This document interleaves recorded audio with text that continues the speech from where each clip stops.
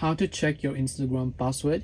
Hey everybody, welcome back to our channel. In today's video I will guide you on how you can check your Instagram password, so make sure to watch the video till the very end. So if you want to check your Instagram password, all you have to do is, by default, even if you are logged in on the Instagram app will not let you actually go ahead and then view your current password. But what you can actually do is, luckily, if you have your password saved on browsers, such as if your account is synced, sometimes you could have saved the password on your browser, your Google account, your iCloud account, or something like that. If you're using iOS, you can try opening Safari.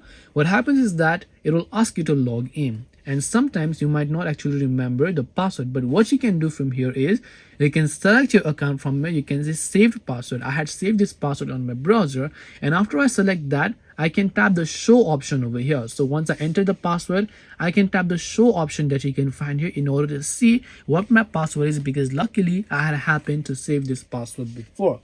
Now this way you can go ahead and then actually check your Instagram password, and this is the only way, luckily only if you have saved it. So hope this video helped you. If you have got any questions, feel free to leave them down below. Thank you for watching till the end, and see you soon in the next video.